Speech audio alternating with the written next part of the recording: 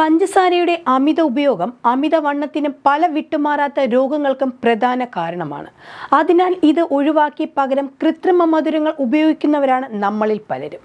എന്നാൽ ഇവയുടെ അമിത ഉപയോഗം തലച്ചോറിന്റെ ആരോഗ്യത്തെ ദോഷകരമായി ബാധിച്ചേക്കാം എന്നാണ് പഠനങ്ങൾ സൂചിപ്പിക്കുന്നത്. അമേരിക്കൻ അക്കാഡമി ഓഫ് ന്യൂറോളജിയുടെ മെഡിക്കൽ ജേണലായ ന്യൂറോളജി പ്രസിദ്ധീകരിച്ച പഠന റിപ്പോർട്ട് അനുസരിച്ച് ആസ്പാർട്ടൈം, സാക്കറിൻ, എറിത്രിറ്റോൾ തുടങ്ങിയ കൃത്രിമ മധുരങ്ങൾ പതിവായി ഉപയോഗിക്കുന്നത് ഓർമ്മശക്തിയെയും ചിന്തിക്കാനുള്ള കഴിവിനെയും ബാധിക്കാൻ ഇടയായേക്കും. കൂടാതെ തലച്ചോറിന്റെ വാർദ്ധക്യം വേഗത്തിലാക്കുന്നു. ഏകദേശം 1.6 വർഷത്തെ തലച്ചോറിന്റെ വാർദ്ധക്യത്തിന് തുല്യമാണ് ഇതെന്നാണ് കണ്ടെത്തൽ. കൃത്രിമ മധുരങ്ങൾ കുടലിലെ നല്ല ബാക്ടീരിയകളുടെ സന്തുലിതാവസ്ഥയെ തകർക്കുകയും ചെയ്യും. കൂടാതെ മധുരത്തിന് വേണ്ടി തലച്ചോറ് കൂടുതലായി ആശ്രയിക്കുന്നതിനാൽ ഇവയുടെ ഉപയോഗം തലച്ചോറിന്റെ പ്രവർത്തന രീതിയിൽ മാറ്റം വരുത്താനും ഇടയുണ്ട്.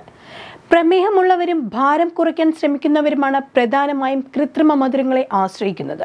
കാരണം ഇത് രക്തത്തിലെ പഞ്ചസാരയുടെ അളവ് കൂട്ടുന്നില്ല. നിലവിൽ അമേരിക്കയിലെ FDA ഉൾപ്പെടെയുള്ള ഏജൻസികൾ പല കൃത്രിമ മധുരങ്ങൾക്കും ഉപയോഗത്തിനായി അംഗീകാരം നൽകിയിട്ടുണ്ട്. എന്നിരുന്നാലും ഈ പുതിയ പഠനം കൂടുതൽ ആശങ്ക പരത്തുകയാണ്. കൃത്രിമ മധുരങ്ങളുടെ ഉപയോഗം പരമാവധി കുറയ്ക്കുന്നതാണ് ഉചിതം. മധുരം കുറയ്ക്കാൻ ആഗ്രഹിക്കുന്നവർക്ക് ഇനി പറയുന്ന വഴികൾ സ്വീകരിക്കാവുന്നതാണ്. ഈന്തപ്പഴം, തേൻ, ശർക്കര, സ്റ്റീവിയ പോലുള്ള പ്രകൃതിദത്തമായ മധുരങ്ങൾ മിതമായ അളവിൽ ഉപയോഗിക്കാം. പഴങ്ങൾ അവയുടെ സ്വാഭാവിക രൂപത്തിൽ കഴിക്കുന്നത് തലച്ചോറിന്റെ ആരോഗ്യത്തിന് നല്ലതാണ്.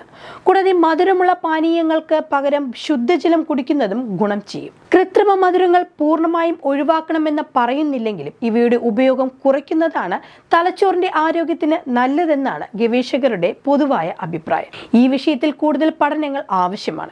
ഇത്തരം പഠനങ്ങൾ ഏറെയും നടക്കുന്നത് ഇന്ത്യക്ക് പുറത്താണ്.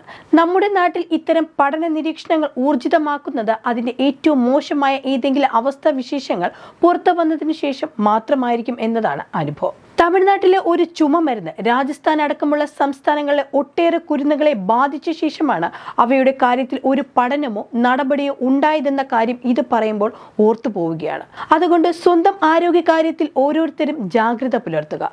ഡോക്ടറുടെ നിർദ്ദേശപ്രകാരം മാത്രം ചികിത്സാ കാര്യങ്ങൾ തീരുമാനിക്കുക എന്നത് ശീലമാക്കുക.